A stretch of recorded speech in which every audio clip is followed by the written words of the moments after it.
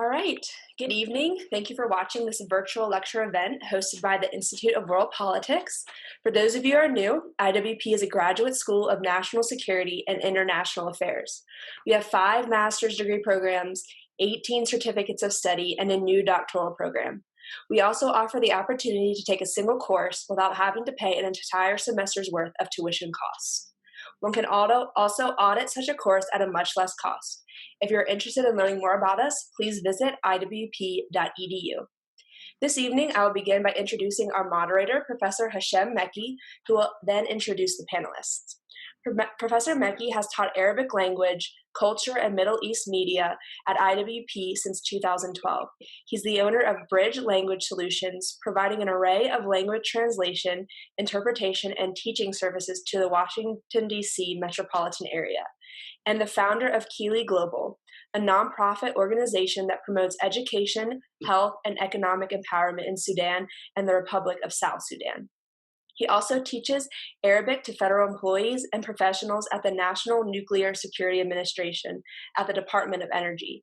Professor Mekki volunteers with the IWP Center for Human Rights and International Affairs by providing Arabic translations and strategic cultural perspectives on North Africa and the Middle East. Professor Mekki previously worked with the Center for Strategic and International Studies and served on the board of Voices of Sudan, a nonprofit based in Washington, D.C. He holds a bachelor's degree in both political science and international studies from the City College of New York and a Master of Arts in Strategic Studies and International Politics from IWP. Professor Mekki, the floor is yours. Thank you so much, Hannah, for this warm introduction, and I welcome my guests, the panelists, and I will start with giving a brief talk about this African Strategic Forum, which has started in 2019, end of 2019, and the purpose is just to bring thoughtful leaders and thinkers, just like my guest that we have today. And let me start first of all talking a little about the continent. Of course, our audience, thank you for being online, watching this, and for staying healthy and being safe. Okay, Africa. Most of you might know Africa. So Africa is the second largest in terms of size, right after Asia. It is also the most populous continent, right close to China and other countries. And it has about 16% of world population. Economy-wise, Africa is about $7.16 trillion. So that's a big economy that we need to make a note of. It is also in terms of countries, it's about 54 different countries, South Sudan being the youngest country. In terms of youth, it has the youngest youth so far. With that, I will introduce my panelists, and first I will introduce Ms. Martina Perino, who is the program manager for the Great Lakes and Southern Africa at the International Republican Institute, originally from Mozambique and Italy. She has 10 years of democracy and governance experience in Mozambique, DRC Congo, Zambia, and Kosovo. In Zambia, she was the governance and social sectors program manager at the European Union delegation. There, Ms. Perino designed and managed the electoral support project and access to justice project, and worked closely with local CSOs and other donors for human rights issues and local governance. In 2017, she joined USAID Kosovo as the democracy and governance strategic planning specialist, where, among other tasks, she designed several projects, including a local governance and conflict mitigation project, PVE project, media strengthening project, political party, and legislative strengthening. Mrs. Perino has been an election observer in Mozambique, DR Congo, Zambia, Kosovo, and Albania. Ms. Perino holds a degree in politics, philosophy, and economics, and a master's in international development. Welcome, Ms. Perino. Now I introduce Dr. Gregory Alonso Pirio, who possesses extensive experience in conducting research on political, social, and religious issues. He earned an MA in African Studies and a PhD in African History from the University of California, Los Angeles, and has published a number of academic articles dealing with Pan-Africanism and the Communist International. His dissertation focused on the political economy of Angola and Mozambique. So this is a good topic to talk to you about. As a consultant to the Strategic Trade Advisory Corporation, Dr. Perio produced studies of the civil wars in West Africa and its impact on the politics and economy of the region. He recently completed a major study of radical Islamic groups in East Africa and the Horn of Africa for the U.S. Military, and is held in high regard as a subject matter expert on African affairs. Dr. Perio has occupied senior positions at the International Broadcasting Bureau, Voice of America. He was chief of both the English to Africa and Portuguese to Africa services for the VOA, with a special emphasis on Africa, the Middle East, and South Central Asia, and has traveled extensively to cover events and plan programming priorities. This experience afforded him the opportunity to develop an in-depth knowledge of events in diverse geographic regions and enabled him to know personally many political actors, especially on the African continent. Dr. Perio has also spearheaded innovative media projects in diverse countries such as Afghanistan, Angola, Nigeria, Rwanda, and Zimbabwe. He is also the author of The African Jihad, Bin Laden's Quest for the Horn of Africa, Red Sea Press, 2008. Welcome, Dr. Perio. And with that, we will start our event. And as Hannah has introduced the topic, our topic is Mozambique. And we have our Miss Martina Perino, who is going to lead us, and she's a native of Mozambique, so we couldn't have had a better panelist to talk to us about Mozambique. So, Ms. Perino, why don't you start and give the audience or the listener an overview of what Mozambique is about, and so that we can start this discussion. Thank you. Great, thank you so much. I'm going to try to summarize approximately 50 years of history in a few minutes, so let's see how I do that. So in the 60s, Mozambique started its struggle for independence, and as many other countries were going through similar movements in the continent, and independence was achieved in 1975. 1975 was an important year for Mozambique, and it all seemed to be great, except that in 1977 the civil war broke out. Mozambique is known for its civil war, predominantly fought between Frelimo, which is the ruling party, that has been the ruling party since 1975, and Renamo, who was really created by dissidents. Some of the creators or founders were dissidents of the Frelimo movement and the struggle movement as well. The civil war was long. The peace deal was only signed in 1992. Between that, approximately 1 million people died from war-related, civilians died from war-related causes, and that's just the casualties that we're talking about. The social, the economic impact, it was really significant and really devastated the country. So 1992, the peace deal was signed between the two parties. And I think the most hopeful moment of Mozambique history was 1994, when people went and voted for the first time. I myself remember that day. I did not vote, but I will not reveal my age. I was a bit too young for that. But my grandmother voted for the first time in her life. That was a very significant moment for me, even as a person. And I got my first taste of democracy that day, and I loved it. I have to say. It was all about hope. It was all about what the future could bring. It was all about self-efficacy. It was all about the power of what people could choose. And I'm sure everybody can relate to that, really. And things moved along. Things seem to be going really well.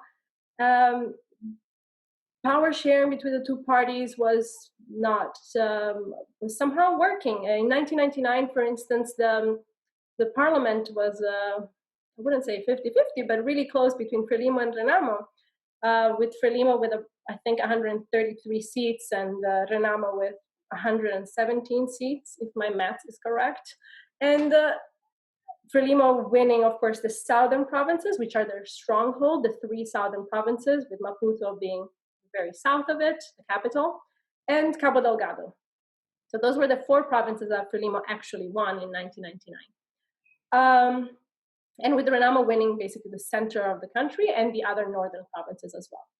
So, I mean, Mozambique made some progress in terms of social development. The Human Development Index that is run by UNDP shows a significant improvement over those years, while also starting from a very low point. I recognize that. And in 2009, rubies were discovered in Mozambique, in Cabo Delgado. That was an exciting day, but it didn't really make much news internationally, I have to say. In 2011, Mozambique made the news again. I believe it was in October 2011. Gas, the 5th largest gas deposit in the world, was discovered off the coast of Cabo Delgado. And with that, a lot of hope, a lot of excitement with the potential for economic growth that this could bring, and also social development that is really needed in Mozambique. But unfortunately, hope was a bit short-lived, I have to say, because there were significant challenges in the system. It really displayed the power-sharing conflict that was never really resolved in Mozambique, and it really put this nascent democracy a bit to the test. With power slightly centralized in Maputo, or some would say, and this kind of winner-take-all system that is still in place. And in 2013, so less than 2 years later, a year and a half later, really, Renamo returned to its bases, or part of Renamo, I would say, returned to its bases in central Mozambique and re-engaged in a low-level or low-scale conflict. This conflict is perhaps still ongoing, I would say, and to certain degrees with flare-ups and ups and downs. Later that year, Renamo boycotted the municipal elections. That was a very important moment for politics and the importance of the democracy in Mozambique, and it really put Mozambique to the test. Well, but that was not all that was happening. There was a big scandal, a corruption scandal, due to some loans that were contracted by the government, where they were not approved by the parliament as they perhaps should have been. And those were $2 billion worth of loans. This really put Mozambique in an economic crisis with severe repercussions also from donors, really like a change in stance with dealing with Mozambique we saw, and an economic crisis really has been there since, with the local currency losing half its value and not having yet recovered. And that really dampened the mood in Mozambique, because once we thought that everything was going well and the gas was here and we were going to all be rich and we were all going to be great, have great roads and schools, that was taken away a little bit. And in 2019, however, another peace deal was signed between the 2 political parties, who were still engaging in some kind of conflict at a localized level, I would say. And that was good. It was pretty historic, actually, in the sense that many scholars would say that it probably will last, because Mozambique actually approved, and the parliament passed legislation for decentralization, which was one of the Renamo big asks in these negotiations, because power has been centralized really in Maputo and not really being shared. So that's a good thing. But looking closely, perhaps those legislations might still cause some conflict or some room for discussions and consensus building, because there's still a lot of regulation that needs to be put in place. And the decentralization, it's a process. It's actually a long process sometimes. And it still doesn't tackle, the current legislation does not tackle important issues like fiscal decentralization at the moment. Another but for this peace deal is that it was signed with a new leader of Renamo, who had just taken the position 8 months before signing the peace deal, as the previous leader of Renamo passed away. So really soon after the peace deal was signed, it was immediately put to the test, as another Renamo leader created a junta militar, which is like an organized militant group, and he's still engaging in this low-level kind of conflict in the center of Mozambique. So will this peace deal last? It's really a bigger question. But why am I talking about the rest of the country? It's because these issues are relevant for everybody in Mozambique. And while it's very important to recognize the conflict in Cabo Delgado, and Dr. Pirio or Greg will be doing that. I wanted to also focus on the rest, because these issues are grievances that exist throughout the country, and right now we're seeing them flare up in 2 different parts of the country. So where is Mozambique now? Well, now we have COVID. So Mozambique right now is facing significant challenges, as is the rest of the world, which really come on top of an economic crisis, 2 very large cyclones last year. I believe it was last year. 2 conflicts in 2 different parts of the country, and now COVID. International flights have currently been stopped.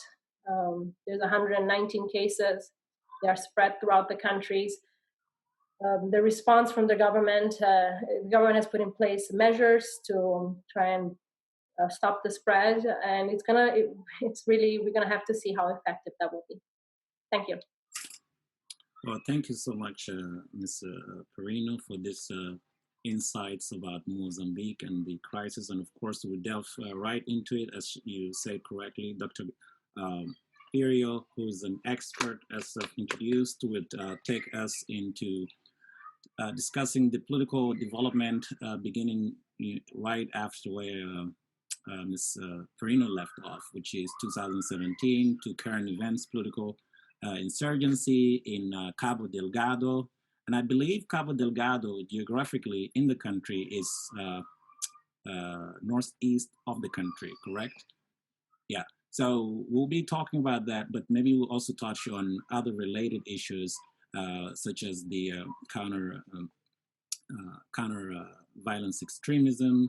Also, Dr. Pirio would address how the mineral resources that Ms. Perino has pointed out, Rubio and gas, how that factors into the activities that we hear about and see in the news. So why don't you take it from here, Mr. Pirio?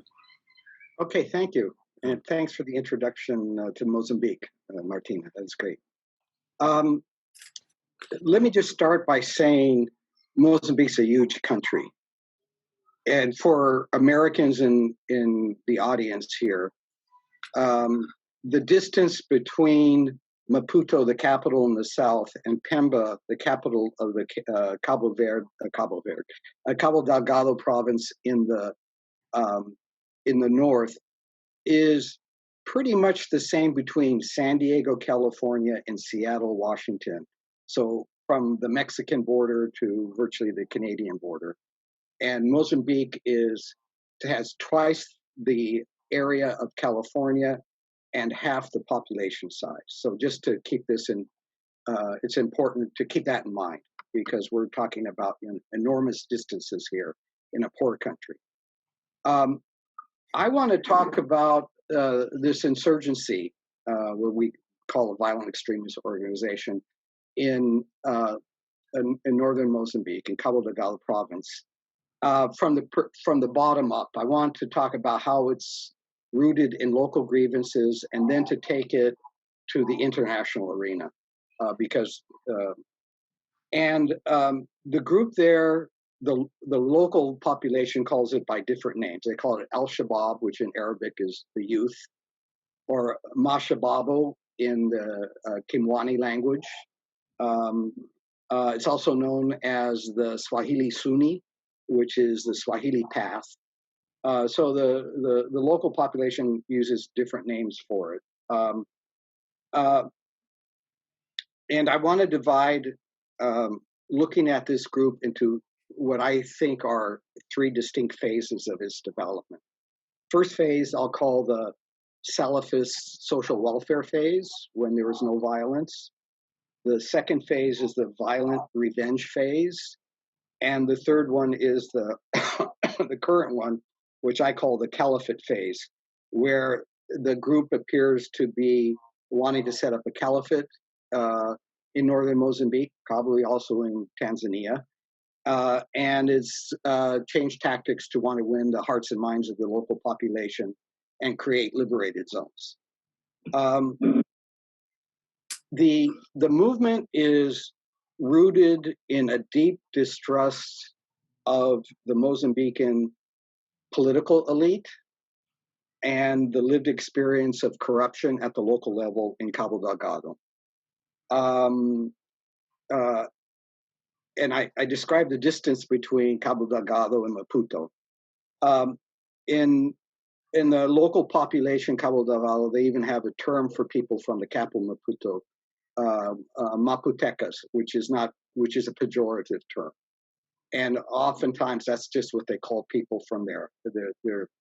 And that I use that just to illustrate the distrust that there is. So what is going on at the political economy level here in Cabo Delgado that has given rise to this distrust, this corruption? One, we have to recognize that there's a huge illicit economy operating in Cabo Delgado. And it includes the transport of heroin from different routes, overland, by boat, etc., mainly from Pakistan and Afghanistan. There's a illicit economy in rubies and other precious gems, in gold, in timber, wildlife, and often what happens is the police in the province and other state actors participate in this in one way or other, get paid off to let it happen and to go forth. So there is this experience of people seeing this huge illicit economy taking place there. They're not benefiting from it, and people associated with government who do benefit from it quite a bit. And these figures are political figures, government officials, police, and other security forces. And also at the local level, we've seen a lot of complaints by local shopkeepers and that about having to make payments to police and that. So there's this corruption at the local level that has created tremendous distrust of the state and those working for the state. Also, the population reside in an area of great natural wealth, and they see very little benefit coming to them.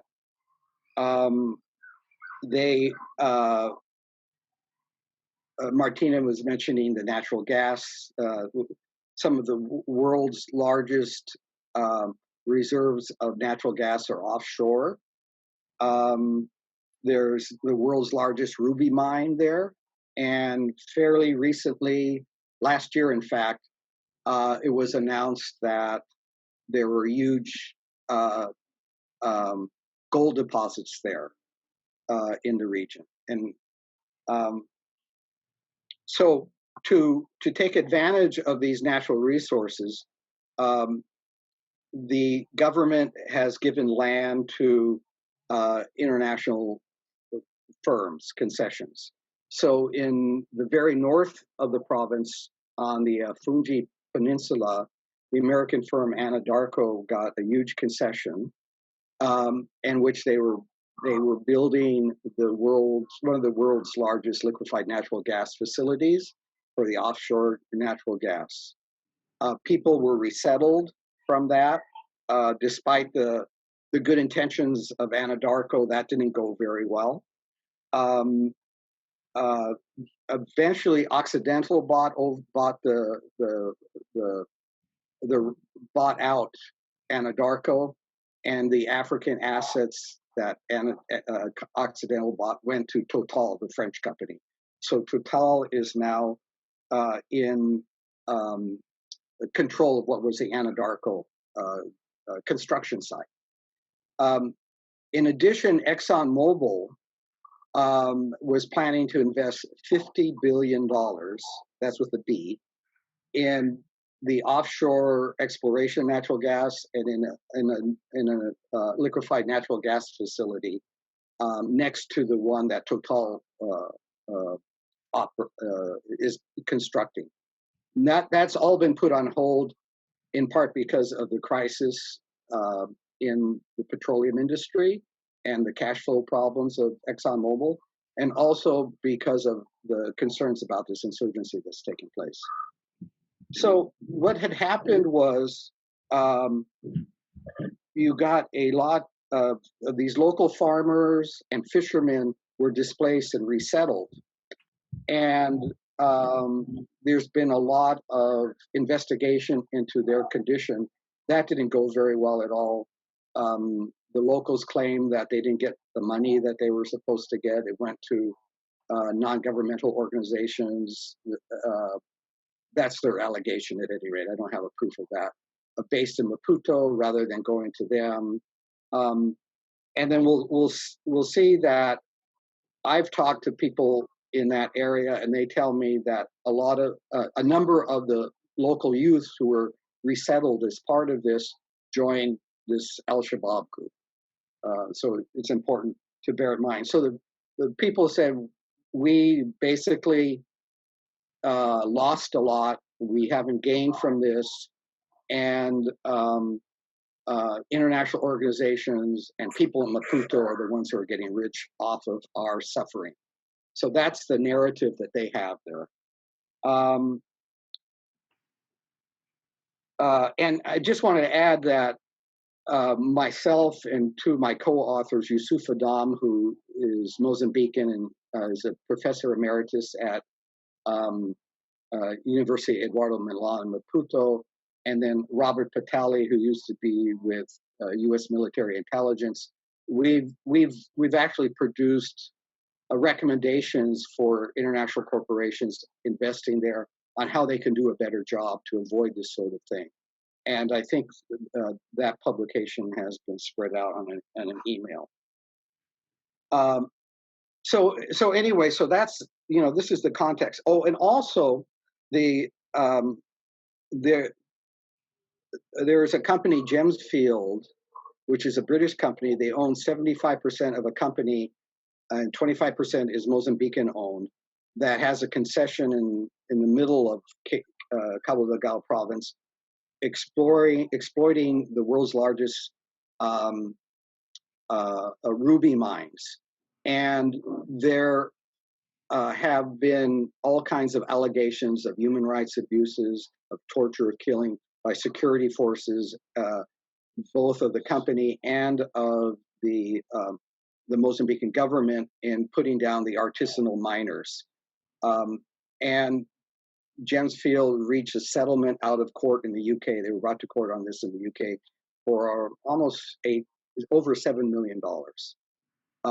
And we'll get back to that and how that seems to have played into this movement becoming violent in Cabo Delgado. So that's background.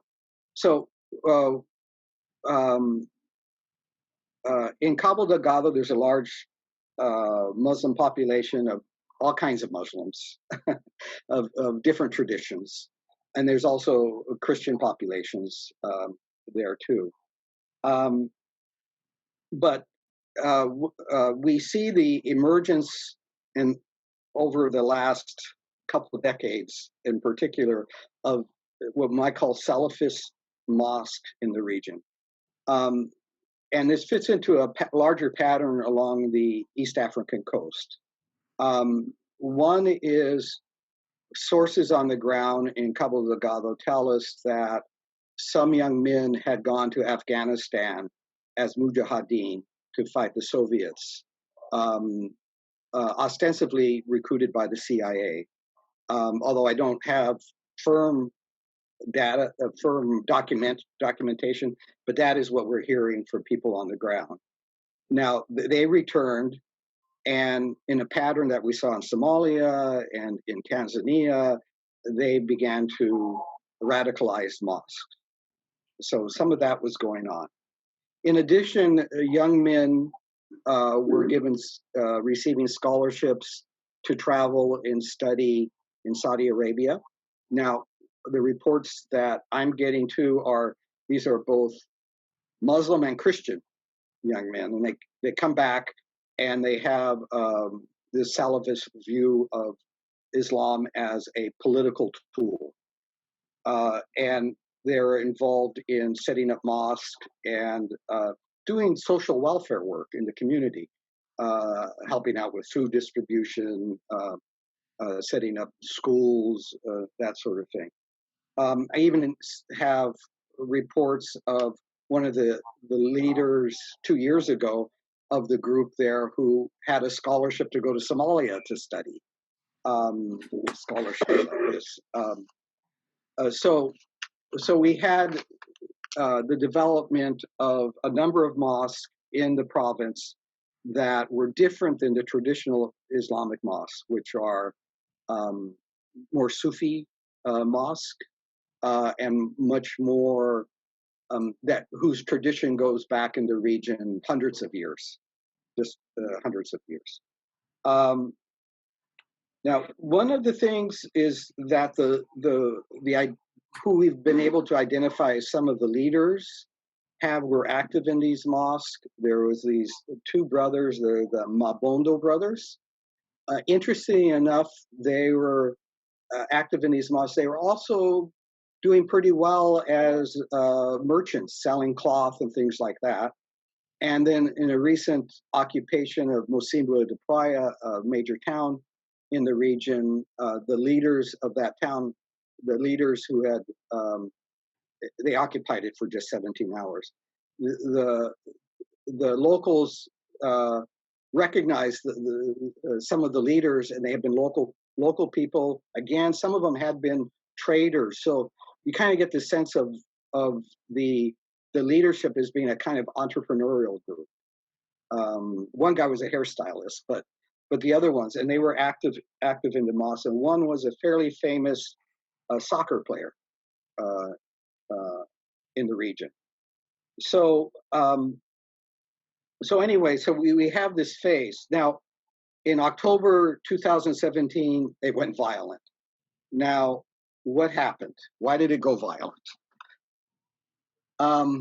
Talking to listening to one imam speak about this in Cabo Delgado, he said that the first recruits came from Montepuez district, and that's where you have the ruby mining going on.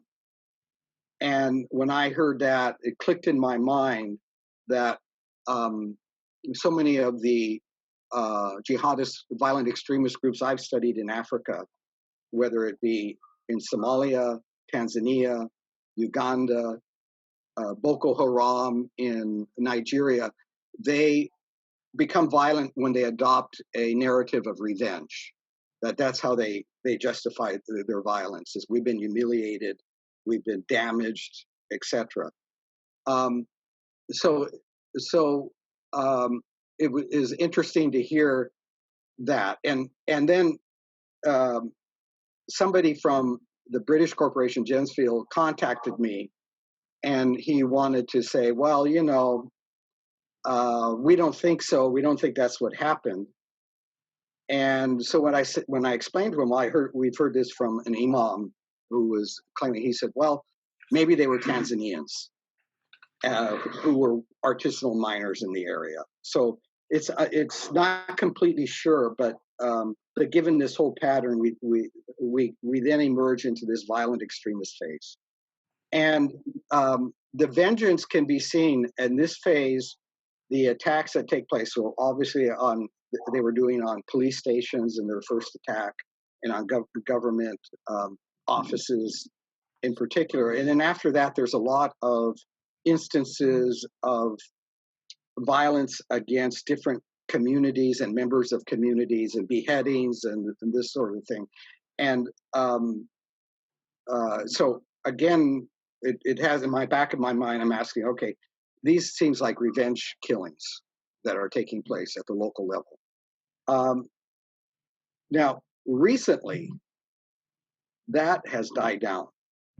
What we're seeing is the emergence and articulation of wanting to establish a caliphate. We're seeing operational strategy across broad distances and simultaneous attacks on or occupations of towns. The jihadists, when they recently went into Mocimboa de Praia, they robbed stores and banks and that, and they gave it the food to the people and the money to the people.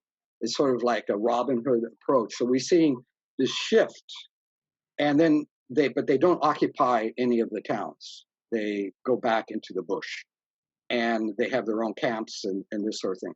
So it reminds me of almost a kind of Maoist approach, guerrilla type of Maoist approach, where you occupy the countryside and surround the cities.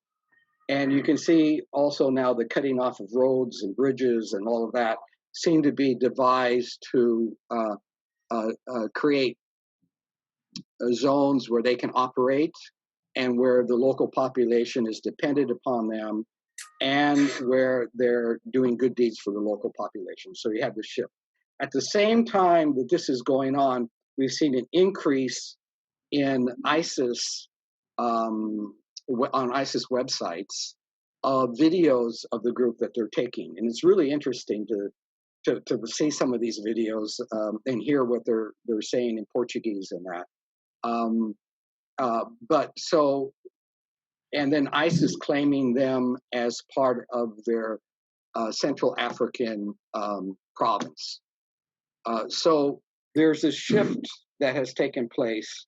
Now, how much of this change in strategy reflects local initiative? How much of it reflects being trained and informed by outsiders, or for people who have traveled to Somalia and other places and are learning techniques? I can't say. I've only seen one report of an IED, improvised explosive device, that was in March of last year, which indicates some kind of training to come up with that kind of bomb making technique. Their arms seem, people have done analysis of the pictures of them with their arms, their weapons, is they pretty much seem to be what they've taken from government facilities and forces and that. So, but given the illicit arm trafficking in East Africa, it would not be surprising that they could get arms out from that network too. So those are I think where we are right now. So let me just talk about what the government response has been. There are two sides to this. One is the government's own forces have been engaged. The local population, when there have been meetings of some of their leaders in the capital of Cabo Delgado province, Pemba, and that, they said, we can't tell the difference whether it's violence from the government or violence from the Al-Shabaab. We're suffering from both of it. Our young men are taken away. So they're and there's a lot of testimony to this. So the human rights records of the government forces isn't very good. And then the government has hired outside security forces. Eric Prince of Blackwater, for the last couple of years, been trying to get a contract with the Mozambican government. He wanted, it's complicated. I won't go into all the details of it now. At one point, he actually put helicopters into Cabo Delgado, but they weren't there very long, and he withdrew them. So then the Mozambican government contracted with the Wagner Group, which is a Russian security firm that operates in the Central African Republic, I think Libya, Sudan, and some other places in Africa. And they were in there, and they had helicopters, but the Al-Shabaab forces killed about a dozen of them, and they withdrew. And more recently, and let me just add, is it's interesting because the Wagner Group is often associated with the exploration of gems and gold and things like that on the side. So there has been some reports of Russian firms getting concessions for these substantial gold deposits in Montepuez district. So bear in mind that there may be a relationship between the Russians on the ground and these business interests of oligarchs. And the Wagner Group is, the guy who runs it is a close ally of Vladimir Putin. So they withdrew. Then the group based in Zimbabwe, the Dick Advisory Group, that has a record of demining and trying to police poachers and wildlife and all this. And the guy Lionel Dick, who is close to the Zimbabwean president, he got a contract. He brought in helicopters. Reports are that there are drones being operated there. And so they're on the ground right now, and with the Mozambican forces. At a regional level, and I mentioned Lionel Dick, and he apparently has had a close business relationship with the president of Zimbabwe, because now the president of Zimbabwe has had discussions with the Mozambican president about the security situation, and the report is that Zimbabwean troops have come to the border with Mozambique. They've massed there, so that's to watch. And then in Tanzania, which Cabo Delgado borders Tanzania, the Tanzanians have sent troops to the border with Mozambique too. So we have in the central part of Mozambique, where the Zimbabwean troops are, is where this Renamo faction has been engaged in off and on attacks, and that's there. But for Mozambique, for Zimbabwe, linkage to the sea through that region is really important. And in fact, during the Mozambican Civil War, Zimbabwean troops guarded that whole corridor, which consists of a railroad, a road, and a pipeline. And so you kind of think, is this going to be happening again?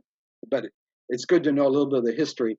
And then the Tanzanians, last year, they drove a lot of the jihadists who had gone into Tanzania back into Mozambique.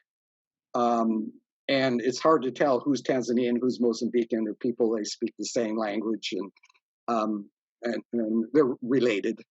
But the Tanzanians are there. So we have this regionalization going on.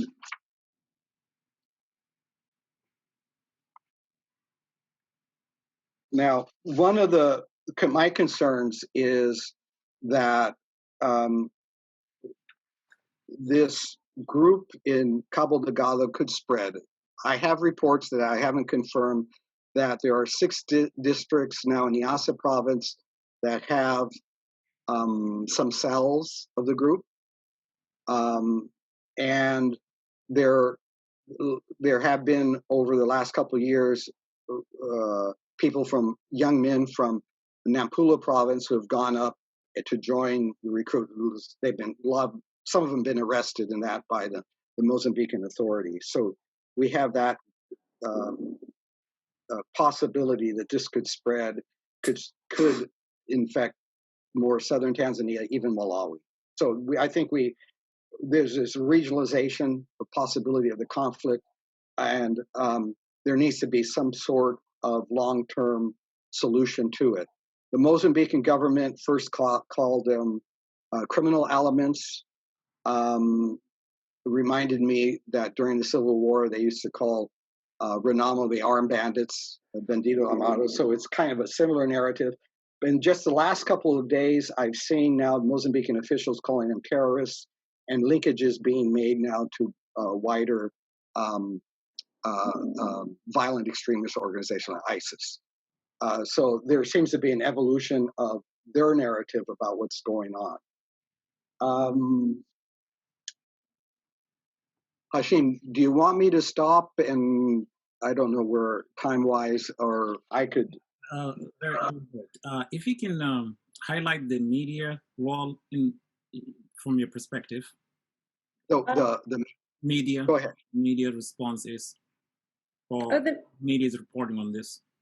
So perhaps I can start with the local media and the Mozambican media. They've really been trying to show and as much as they can the situation on the ground, and found also resistance. A few journalists have been arrested and detained for several months without trial, therefore with limited due process, and then released on bail.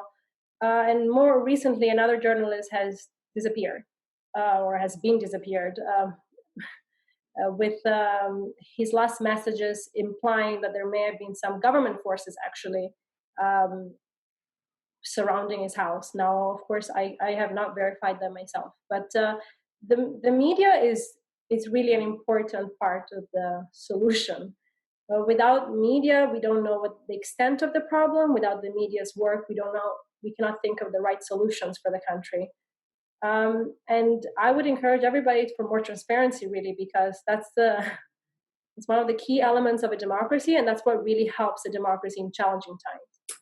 Right. And then the media internationally has picked up these stories. I have to say that other organizations as well, like Human Rights Watch, have really advocated for these journalists that have been faced with such challenges. Very good.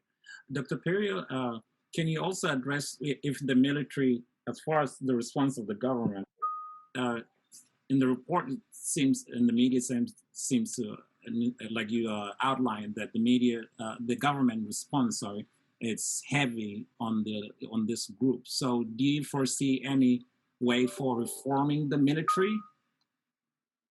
That's a great question. And Thank you. I think there are a couple things we have to look at. I'm not a military expert, let me just say that. But the history of the Mozambican military during the Cold War and is liberation, the liberation struggle for independence, and then during the Civil War, they're training from the Eastern Bloc, from Communist China, from North Korea, from the Soviets. And so there is a tradition that they come out of. And I think it would behoove them, and I know that there's some interest within the Mozambican military to learn from democratic countries how the military functions in that. So I think there would even be a role for the U.S. military in training and that sort of thing. I also think because of the regionalization, the potential regionalization of this, and the threat of establishing a caliphate in northern Mozambique, that the Africa Union has to get involved. We know what the role they played in Somalia, what they're doing in the Sahel region, and all of that. There needs to be a role that for that. So I don't want to label people good guys or bad guys here. I want to my idea is work with people to get them out of places that aren't productive and aren't constructive, and move towards other things. And in that sense, I think that training by the U.S. military and human rights and making available the coming to this country for training and that would be good. Now, I don't know all the laws about military that our human rights. But that would be really important to do, I think, and I think it would be welcome. Very good. Thank you. Thank you for that analysis.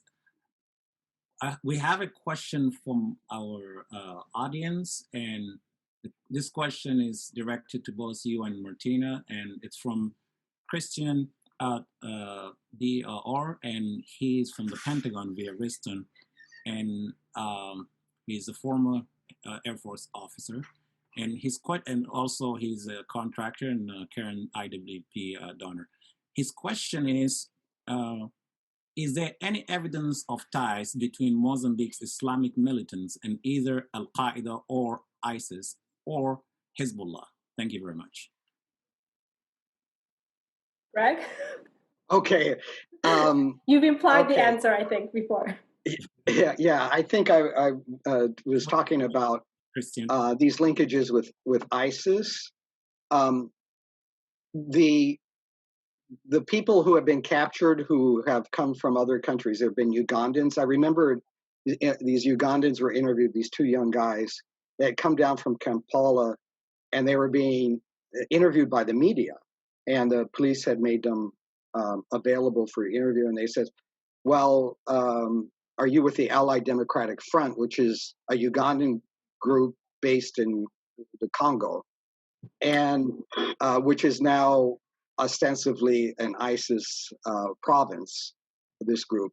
And they said, oh, no, we're not with ISIS, we're with Al-Shabaab, meaning the one in Somalia. And the naivete of the guys what got me. They're early on, a couple of years ago, one of the leaders was identified as someone from Guinea in West Africa. So there were Tanzanians, but I haven't seen anybody from the Middle East or actually, or seen references or even of Somalis. Although it's been traditionally a corridor for Somali refugees to go to South Africa, coming down through here and that. But I can't recall seeing anything in the last couple of years about that. So what is the nature of that relationship? I think we still have a question mark, but that there are connections, that they're sending them videos to be posted on their website, the ISIS website. That's going on. Do they receive any money? I don't know. To add to that, I would say what came first as well. Was there already some conflict, and then if there are these linkages with ISIS, did ISIS then approach them and to some extent support the cause, or how did it start? And I think that's really if we know the root cause, then we can actually find the solutions. Yeah, and if I can add to that, that's why I wanted to look from the ground up, because the solutions, these international linkages, but the people in the province have to feel like their government's working for them, and that the investment that's taking place there is going to be a benefit for them. And but now that the conflict has grown, there needs to be, 2 years ago, that would have been much easier to have done. And there are methodologies that can be done to accomplish that.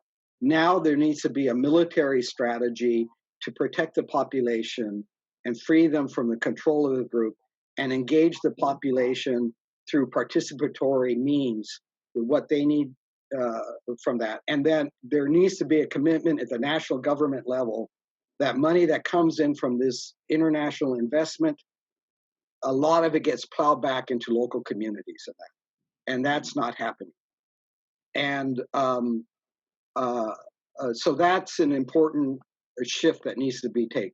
People perceive, in fact, there was about a year and a half ago a protest in Palma, near where the resettlement took place because of the investment by the international petroleum companies, that they thought that this group, Al-Shabaab, Mozambique and Al-Shabaab, was being financed by political elites in Maputo to chase them off their land so that they could have rights to their land. And we could go into the whole issue of land tenure in Mozambique. It's far from ideal, but the local people need to feel they're benefiting from all this. And the Catholic Bishop of Pemba, which is the capital of Cabo Delgado province, has been a very articulate and passionate spokesman about social justice. And he's right on target about what needs to be done. And he should be listened to. Thank you. Very good. Very good. Very good. Okay, so our next question is from Facebook, and I think you've partially answered. So the question is, what's the U.S. government in Cabo Delgado response is and strategy plan and the focus of collaboration with other donors? I can start. Greg, you can fill it in. I mean, I hate to put the responsibility on the U.S. government, I'll be honest, but I will try to answer the question because honestly, it's the Mozambicans.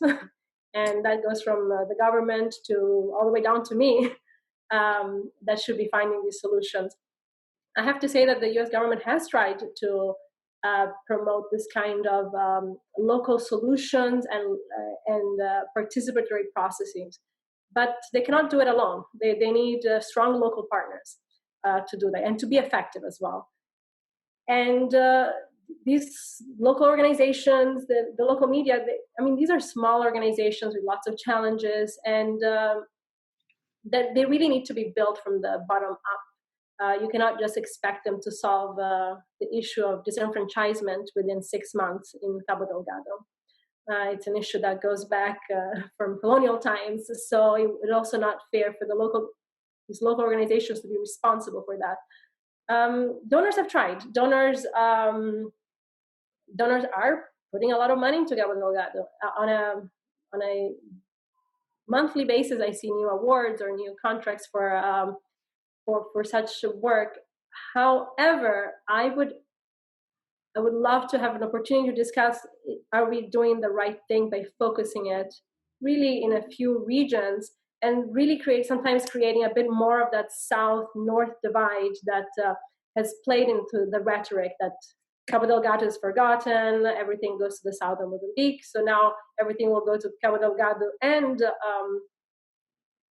the south, still leaving a chunk of the country, like the middle of the country, that also has conflict, by the way, kind of open. But it is important. I am not denying that, because as Greg also mentioned, other provinces are starting to feel the impact and the effect of such of what's happening in Cabo Delgado. Right now, yes, in Nampula, a few people went from Nampula, which is also in northern Mozambique, to Cabo Delgado.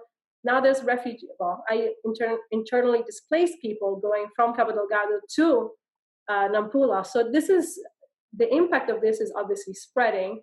So the solutions need to be, yes, at the local level, because local people need to feel that at the local level they have a chance and they have a voice, and that their government is actually working for them. I was looking at some statistics recently, and in a recent poll, 48% of people admitted on this poll that they had bribed a government official to obtain a government document. Those are the people that admitted it. I don't know if so perhaps the number is higher. 63% said that if a richer person had the opportunity, they would be able to bribe and take their land away. That is very important. Land in Mozambique, lots of natural resources, but land is important for every human. 70% of Mozambicans are in agriculture. If you take their land away, what are they left with? And so if a richer person can do that, where do they stand? And is that the country that they want? So the solutions need to be at the local level, but there also need to be at a systematic level of governance that needs reform. So it's and there's different types of conflicts in the country. So not everything will be resolved with technical inputs of, if I train you on how to do a budget, the people in Cabo Delgado will be happy, but it's power being shared. And by shared, I don't mean just between political parties, which is also extremely important, but also shared between those who govern us and the citizens. And the media, do they have the access to information that they need? Do the civil societies get to hold the government officials accountable? Are the provincial assemblies doing their job? In the recent polls, people couldn't even tell you what the job of the provincial assembly was. So they cannot be happy if there is no citizen awareness of where the solutions also can be found. We are missing a bit of opportunity now, I think. So. Thank you so much. Can I on the issue of donor assistance and that? Let me say I've done a number of assessments of USAID projects in Mozambique over the years, and I'm really impressed by the methodologies that USAID has applied, and I've seen such incredible outcomes as a result of it. And I've heard this from people at the local level, talking to mothers under trees, and about how their kids can walk now at 9 months where they used to walk at 2 years and things like that. So I'm a big fan of what has been done. And from what I've seen for Cabo Delgado is the requests for proposals that have come out of Office of Transition Initiatives and all of that. They seem well conceived. With COVID-19 and with the violence there, I don't know what the status of them is. I imagine they're pretty much on hold. But yeah, the donors have to get together and have a plan, and the government has to play a leadership role in that too. But if I could also add, I think that the international business community can learn a lot from USAID on how to invest in the country and how to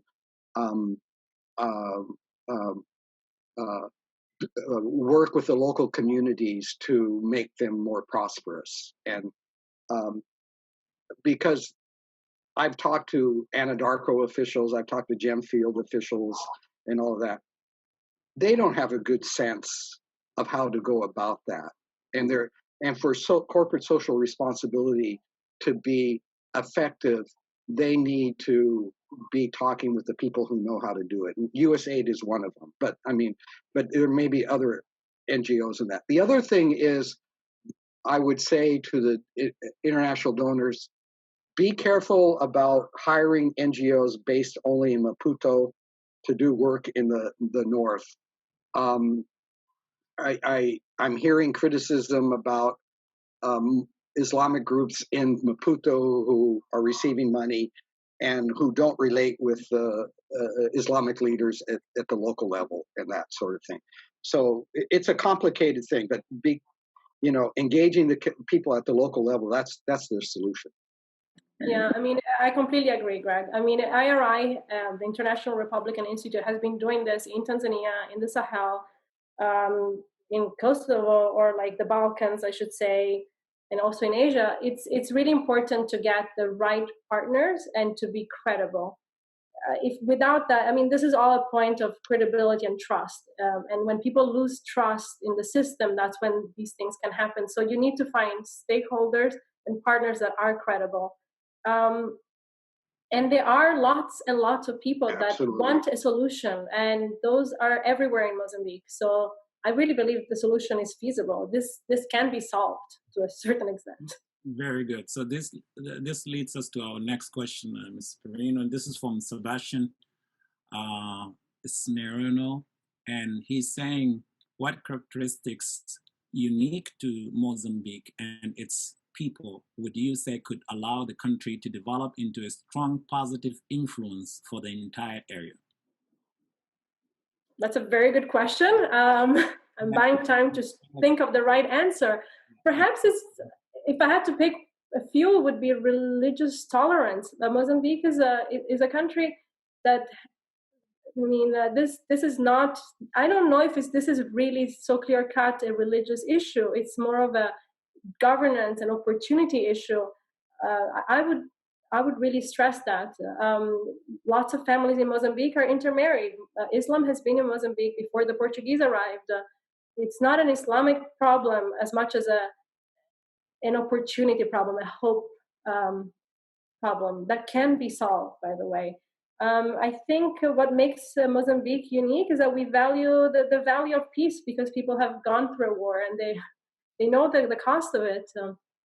And what makes Mozambique unique is that there are a lot of people, from the government to different political parties to the media, the civil society organizations, definitely the donors, that want a positive outcome and that are willing to fight for it and work for it. So it's really good. And I can also add to that, since I've been there in 2009, the Indian Ocean is one of the clearest water, the fruits and the vegetables and the fish right fresh from the ocean. So that's my take. Okay, he also has a second question to Dr. Pirio. What are the 2 or 3 changes that must happen to compete successfully against radicalization efforts, and do they need to happen in a specific order? Wow, that's a great question. But you take that question, Dr. Pirio.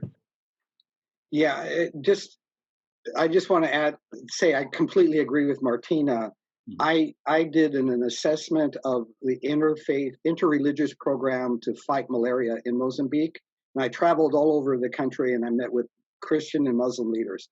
And I remember being in the Islamic Center in Beira, and we were at a table, and there were Catholics and all kinds of Christian groups and Muslim of different traditions, and there were Baha'is there and Hindus. And I said, why is it that you guys get along so well here, and in other countries people don't? And they started to tear up. And they said to me, it's because our government has never divided us on the basis of religion. Yeah. And they were all in agreement. So that's one of the strong points of Mozambique, I believe. So, but now the question was the steps. I think was already mapping an outline. It's all about community engagement, 100%.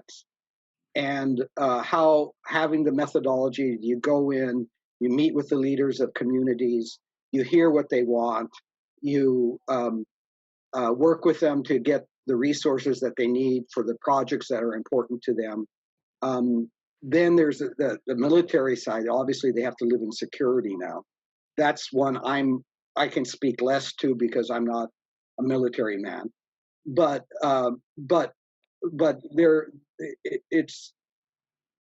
I've seen this work in Mozambique. I've just seen people, when they have a voice, when they're being respected, when they can have oversight over their schools and clinics, and that the outcomes are really good.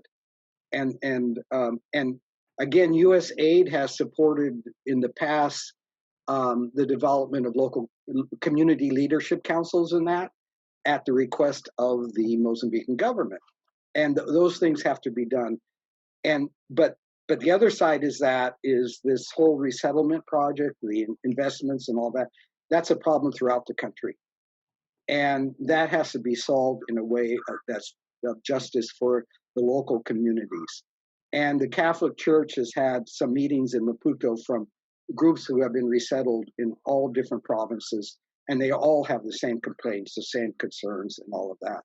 So, that the government has to work on that side of it. I would agree. I mean, as IRI, we really have invested heavily in different countries, from Libya or Jordan or Tunisia, on working with cultivating local leadership, but ensuring community participatory approaches, community-based media as part of the solution, community monitoring, public service provision, increasing the level of transparency that people feel. But again, this is really at the local level. And then there's still the structural problems of corruption, where Mozambique still scores extremely low. There's still the problems of grant corruption that are costing Mozambique's future, really, because if you think $2 billion that could have been invested in schools, where right now there's 50 kids in a primary school class, then you realize the cost of it, the cost of corruption.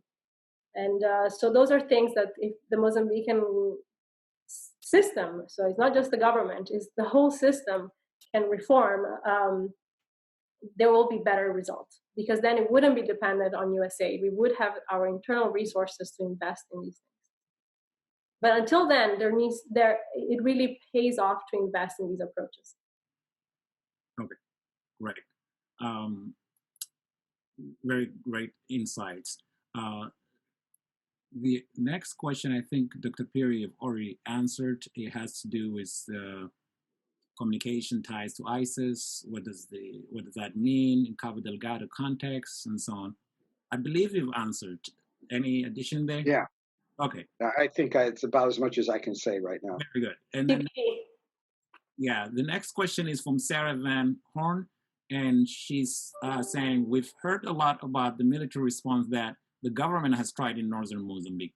Have you seen any progress or interest of the Mozambican government to address some of the drivers of terrorism, socioeconomic inequality, lack of governance in a meaningful way, or is the government likely to only focus on military solutions for the foreseeable future? And I think Mrs. Perino just addressed some of it, and you've addressed it too, but do you want to take another?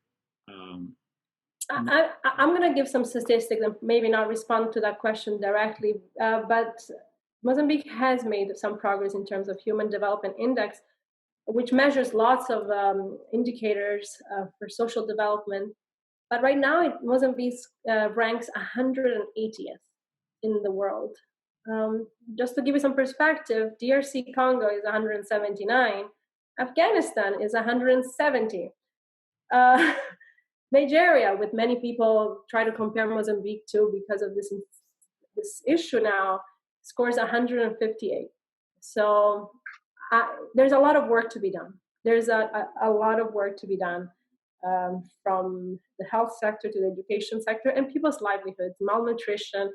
I have traveled to Cabo Delgado several times, and I have to say that the situation is dire. It's electrification, 5% of the rural areas will have it, more or less.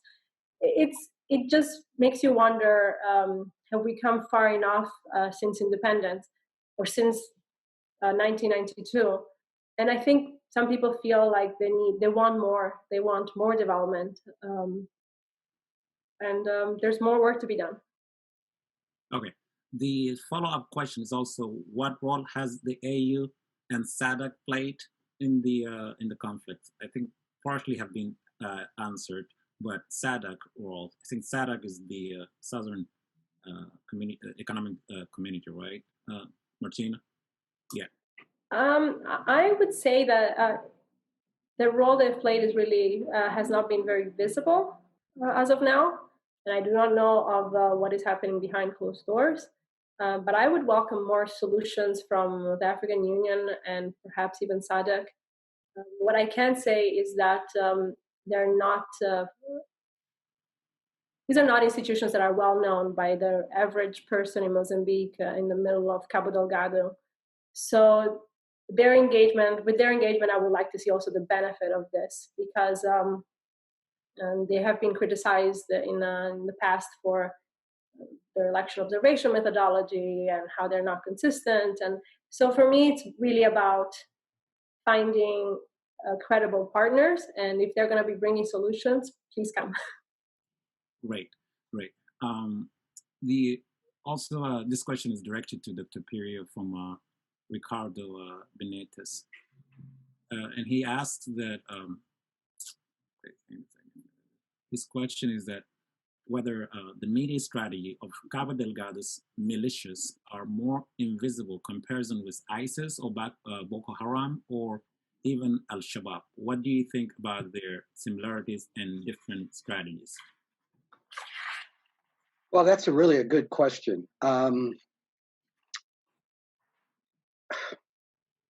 not sure I have a good answer for that. What surprises me now, and it's only in recent couple of months, that we seem to shift to what I call the Caliphate, with a hearts and minds approach, um, uh, and I'm trying to think of the Boko Haram. You know, I'll say this: in Borno province, in Nigeria, for Boko Haram, the what I'm surprised about is some of the research I've seen from projects that have been done there with the local population, how much the local population has maintained a high opinion of Boko Haram, maybe outside the capital city of Borno, but in the countryside because they're anti-government. And, there's, it's a good question. I'm not sure I have a good answer.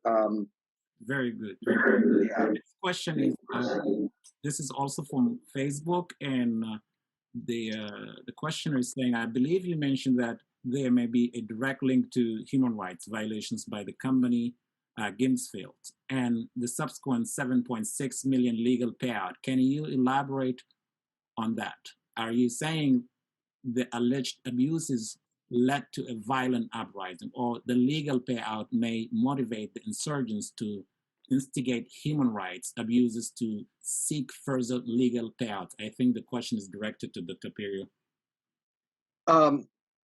No, what I'm looking at is how did the group become violent, and in this recruitment occurred in the area where there were these abuses. This was before the payout that occurred. Now, there's been an amazing study done by a Mozambican group on that payout and all the problems the payout caused in the community. And again, I think this is a case where the corporation had good intentions, but not understanding the local communities, the context, going by kind of British legal solutions. The people who were receiving the money were often being alienated by their communities because they had, well, everybody here was affected by this. Why are you getting the money? And so it didn't work well. But no, I don't see the payout having anything to do with the rise of violence. But let me say something that to underscore that I think it was in March that there are all these artisanal miners, and somebody lets them on to the company's grounds to go into the mines that have been abandoned or aren't being used, and that there was a cave-in that killed dozens of people. I've seen one figure over 50. And I saw an interview with one local leader describing the number of men, women, and children in their community who had lost their lives. But then there are a lot of other artisanal miners that come from Tanzania, other countries, other parts of Mozambique, who lost their lives too. And so it's a terrible situation. And after that event happened, then there were attacks on the security forces of the mines by whomever. But so that happened. So they need to get control of their situation there. My Gemfield says that there are criminal syndicates at work there that are facilitating these miners and buying their gems and then paying them little money for them to the miners and that sort of thing. But it also seemed like some of the security forces were maybe working with the criminal syndicates. But can you imagine, over 50 people killed and we don't hear about it? I mean, it's an unbelievable situation. and they can do better. Yeah. I mean, at IRI, we work on resource management and making sure that the local communities can also benefit from natural resources. We do this in the Gambia, in South Africa, in Colombia. It's very important to have a proper plan in place. It cannot just be ad hoc and at the willingness or at the level of knowledge of every company, because that level of knowledge might be different. And the situation is different in every case. So it's really about, again, it goes back to one, real partnerships, two, somebody to oversee these things, somebody legitimate to oversee any processes that are going on between the local community, whether it's some resettlement or something like that, and also having the media in case something tragic like that happening. It doesn't really make the debate stage in Mozambique, and then that is a problem for me, because if we do not discuss it, we cannot find the solutions. Okay, great point.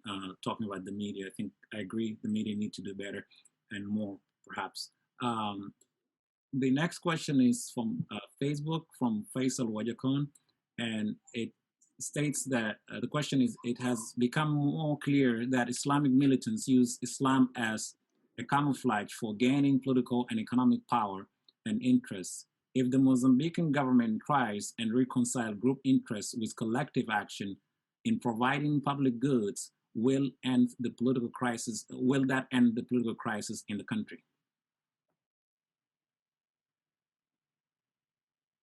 From my point of view, yeah, that's part of it.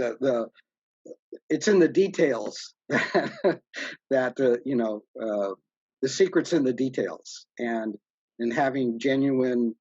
I mean, to have to rebuild trust. Let me tell you an example. I've worked in Mozambique a lot. I've come across so many amazingly dedicated people there.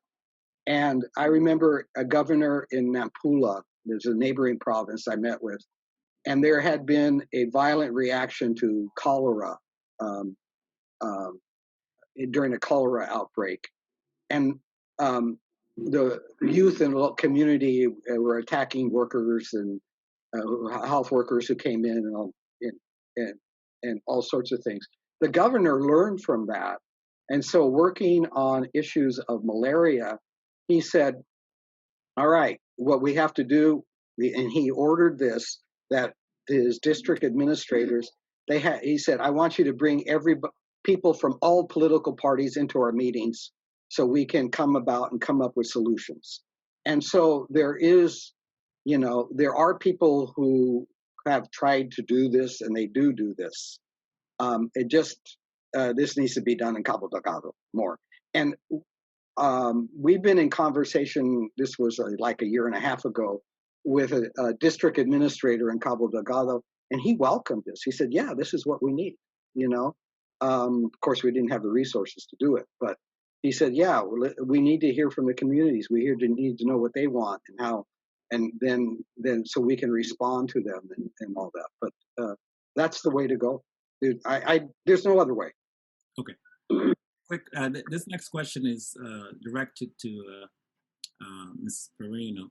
So the question is from Bart Rombouts, and his question is, going back to political scene, you spoke about two major political parties dominating the landscape. Could you talk about potential smaller political parties that are trying to bring about change, and how the two dominant parties perceive them, as well as the population role in that? And then the following one is about the culture aspect of how the culture, in terms of tools used to reinforce, and this is from Adam Prezin, modern fantasism, also visualizing of post-colonial culture, including religious as an interest of the politics in Mozambique. So it's a very loaded question, but maybe I can add the second when you answer. Okay, I don't know if I really fully caught the second one, but I'll start with the first one. Yes, Mozambique is political scene is growing. There is not just two political parties, and that's the beauty of democracy. There is MDM, and there is Nova Democracia. There is other younger political parties that have really that have contested the most recent elections that happened in October. It's a positive sign to see new parties come up. It's a positive sign to see young people organizing and forming new parties, because that means they really want to be engaged in the solution. As IRI, we work with political parties practically everywhere in the world. I would say I could ballpark it to 50 countries right now. So we know a lot about this scene, and there are many people that want to make a difference, and also within Frelimo and Renamo, there's lots of reformists. There's people that want to do better and they want to learn new techniques as parties to provide solutions. It's not an automatic thing that just happens when you create a party, that you know how to communicate and you know how to listen. And then the behavior that politicians learn in political parties then gets, the benefit can be reaped also when they do gain in office. So for example, when you ask Mozambicans, how likely is it that you think your MP would listen to you? 37% of them would say never. What about a provincial assembly member at a lower level? 35% say never. What about a municipal assembly? So people in your town, 35% still say never. So it's whatever they're learning as parties or their behavior as party is not really communicating into an engagement that is meaningful for the citizens, or at least the citizens are not perceiving it that way. So the political party scene has still a lot of development. This does not happen overnight, and there's a lot of growth to be done. And I really hope that people recognize the importance of these dynamics within political parties. Greg just mentioned that how in Nampula the governor brought together people from different political parties to build that trust for health reasons. So the benefit is beyond just who wins the elections, or it's really about creating a debate, a public debate, and that's something that political parties tend to do. Yeah, I think the question from Adam is the role of culture influencing the modern extremism, but also tied to post-colonial culture and its interest in the politics of Mozambique. So I think that's what but also the geography. Do the geographical current affiliations have relatively strong contributions on the future development of political situations in the country and its stability? I would love to invite Adam for a coffee or a telecoffee so we could discuss this. I don't know if I have all the answers, especially given the time, and I don't know if I've really thought about this completely, but I would say that culture is a very difficult word to describe. The culture in Mozambique is very oral. There are important oral traditions. So the culture within political parties can definitely embrace that more. And then when it comes to geographical strongholds of these political parties, Frelimo has gained a lot more support in the throughout the years. So I think I gave like a statistic of 1999 just to give some background. And right now it really has the vast majority of MPs, and therefore also of governorships. I am certain that they now control all governorship positions in the country. I don't know if I really have a good answer for that. Perhaps, Greg, you can save me? I don't think I can save you. That's a tough one. Okay, that's a tough one. Greg, Adam is invited as the next panelist. Okay, so I would have you follow up then, Adam, with Mr. Perino. So, Dr. Gregory, maybe you can answer the following question, which is relating to the African countries. You sometimes, and this is from Grace Dothe, and she says, sometimes these African countries see local insurgencies joining together with Islamic insurgencies. Do you foresee any future alliances between the low-level Renamo insurgency and this Islamic insurgency? I don't. I don't see it. I don't see it either. I'll be honest. I don't. I obviously don't have a crystal ball, so don't quote me if it does happen in 20 years' time. But I don't see it happening. One, they're very distant geographically, and it goes back to the image that Greg explained earlier on. Mozambique is really vast. He used the West Coast example, but I'm not familiar with California. I like to say my fun fact is from Maine to Florida, so East Coast, but it works. So I don't see them. I mean, what their requests are seem to be different. Renamo wants a bigger stake in the current political system, or at least that's what it seemed. And they are demanding a better implementation of what was agreed. They seem to be demanding, therefore, the decentralization policies. They seem to be demanding free and fair elections. They seem to be demanding less corruption. So their requests right now seem different, but I don't know. Greg?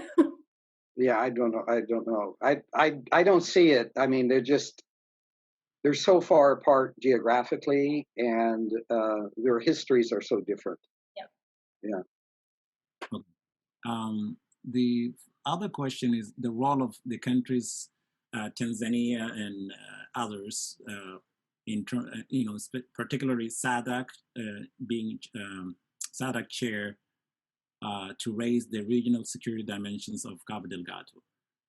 So the questioner, James Allen, wants to know what role basically these neighboring countries and SADC are playing in security dimensions, trying to stabilize it, or what role do they play in this region?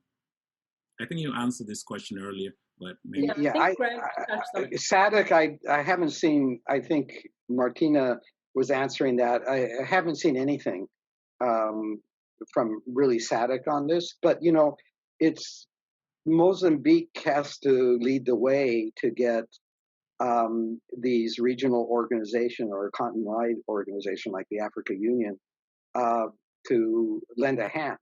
And the African Union has this plan: end all civil wars by the end of 2020. Well, we're getting there. So there's some incentive for them to be involved in all of that, and they have a lot of experience. And because Cabo Delgado is as much a part of East Africa, even more than it is of Southern Africa, it makes a lot of sense for the African Union to be involved. And Tanzania has a lot at stake here, and its own history of dealing with violent extremism over the last, so yeah, maybe I should mention here is that some of the local imams have also told us that there's this Kenyan who was actually killed, an imam named Rogo, and he is Swahili speaker. He's based in Mombasa, and at the time there were CDs and that would make their way to Mozambique in Swahili, and they would be played at these Salafist mosques and the groups that would get together and study. So there is this. Remember that Swahili is also a lingua franca in Cabo Delgado, and it goes up the coast and all that. So there is that regional dimension of Swahili that Rogo appealed to, and so that's something to watch for, and why Tanzania is so important part of this solution right now. Tanzania has been an important partner for Mozambique from the very beginning. There would be no Mozambique without Tanzania for our liberation struggle. I believe that the two current governments do have good relationships. So perhaps something is in the works. I am not privy to that. But I would encourage them to work together because, it's, as Greg said, the problem does not stop because of a river.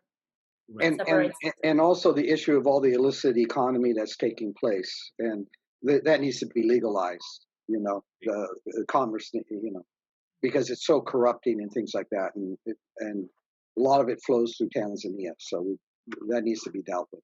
Right. Well, with that, boss, thank you so much for this, and maybe you can say last remarks, whatever you want to.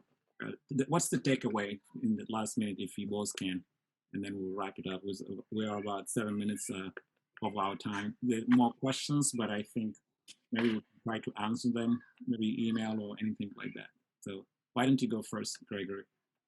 Okay. Sorry, Martina, you're going to be next. All right. God, we've said so much. I'm trying to figure out how to pull it together into something. I think one of the things I think it's important to do is for President Nyusi and his allies to evolve their narrative about a solution for Cabo Delgado. And, it hasn't evolved now, but I think even more because they need to really articulate how they need to reinforce participatory development in the region as a solution. It's not, before it was criminal elements, they called them criminals, and now they're called terrorists. But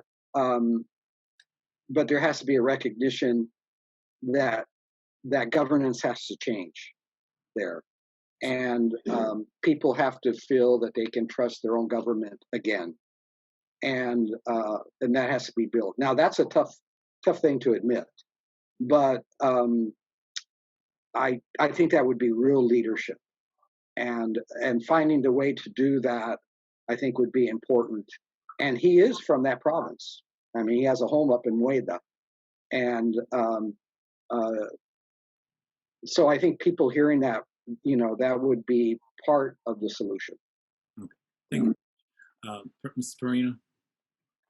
I have a list of 48 recommendations, but perhaps I will focus them a little bit. I will try to prioritize the top 30. Sure. Everybody, listen up. No, I think we spoke a lot about it, and it's about governance. We go back to it. So what is governance? It's actually consultations. It's being broad-based. It's being transparent. I don't know. IRI has worked in so many countries on this issue, and personally, I've also worked with USAID on these issues. And there needs to be a plan. Yes, there needs to be a narrative, and then it's like, okay, once we agree on what the problem is, what is the plan and what is the strategy? And the strategy is only going to work if you bring people together. And again, I say the word consultations, because yes, the government needs to be part of these discussions. The private companies need to be part of the discussions, and I'm sure they want to, because it also benefits them to have less insecurity in that province.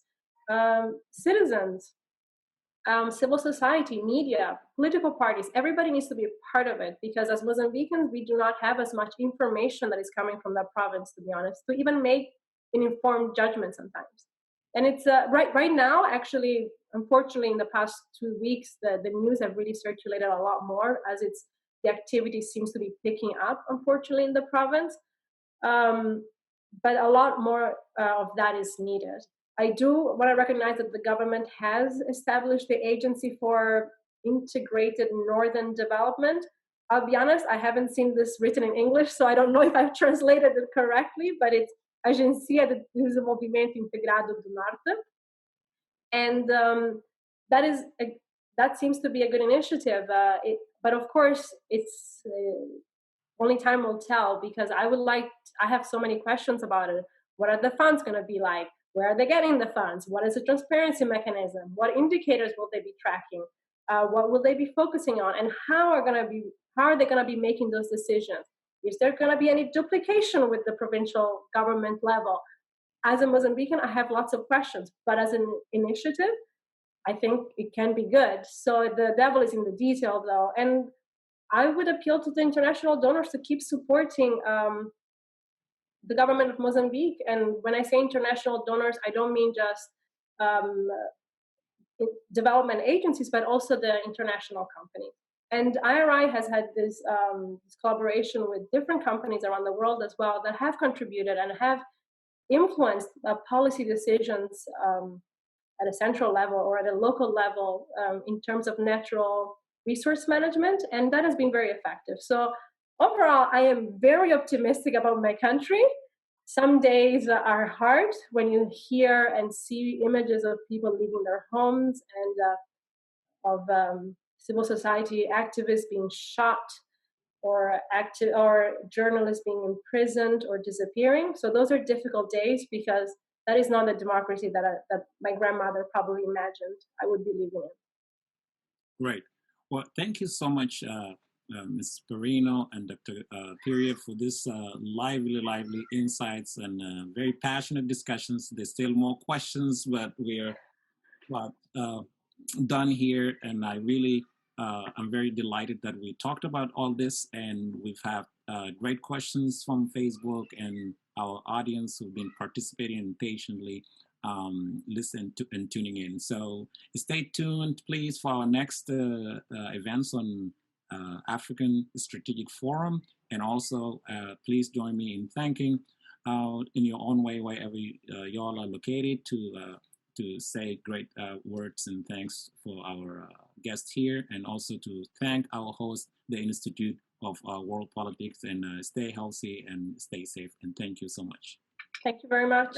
Thank you. It was a wonderful opportunity. Appreciate it. You're welcome. Thank you to the audience. We have 20 more questions to answer. Yes. Great job. Keep the enthusiasm, and next time we would have even a better event. We'll do a 5-hour event. Thank you. All right. Bye-bye. Goodbye. Thank you.